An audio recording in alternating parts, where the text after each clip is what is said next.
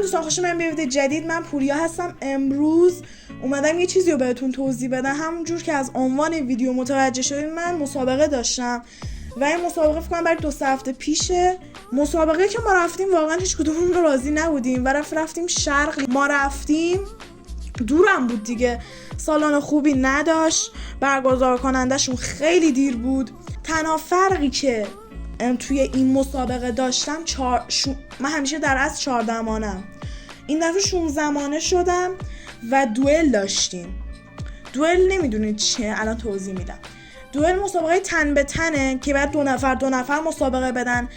من خب 100% توی ویدیوهای مسابقه هم دیدید که ما تایم ترید میریم، یعنی مسابقات یه نفره. اگر ما چون یه ذره داشت دیر شروع کرده بودن، گفتن تا نفر 4 ما برای دوئل انتخاب میکنیم. برید یه لحظه نگاه کنیم.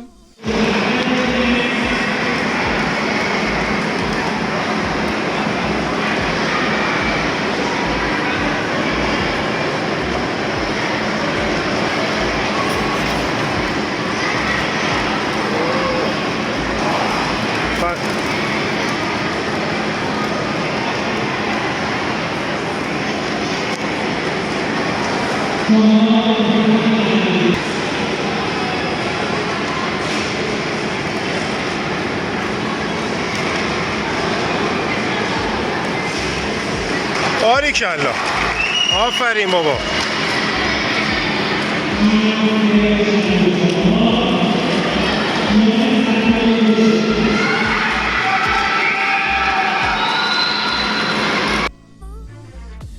بعد من دوم شدم، عکسش هم که الان دارید میبینید. من دوم شدم.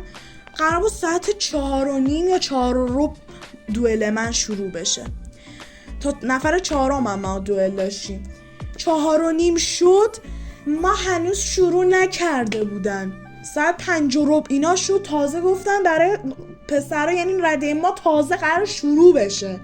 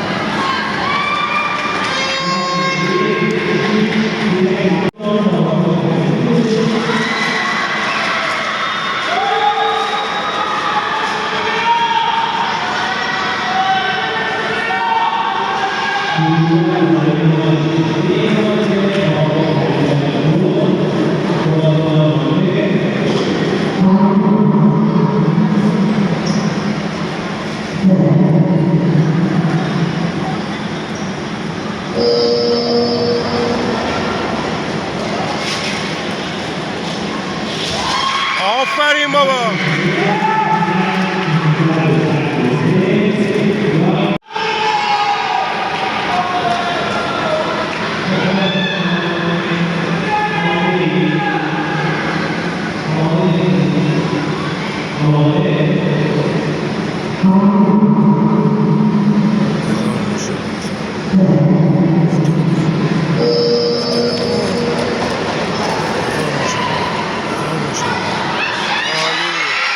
عالیه بابا.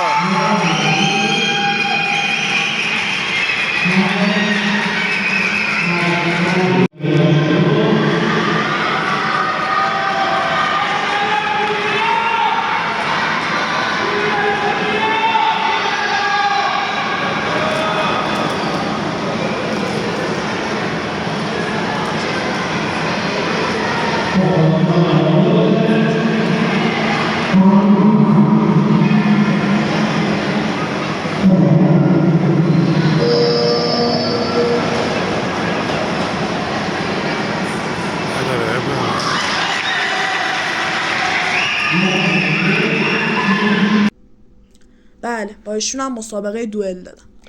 نه متاسفانه به خاطر اینکه من مانع زدم نفر 3 شدم. 16 مانه من تا حالا تو اونم 16 مانه تایم نزده بودم. یه بار مثلا 2 هفته اینا توی سالنمون تایم 16 مانه میزنیم و تایم من اصلا اون موقع خوب نبود ولی من رفتم مسابقه شگفت زده شدم. 4900 4800 من تا حالا نزده بودم. این هفته بعد یعنی جمعه 30 و 29 ما مسابقه داریم. مسابقه بعدی ویدیوش هم میذارم.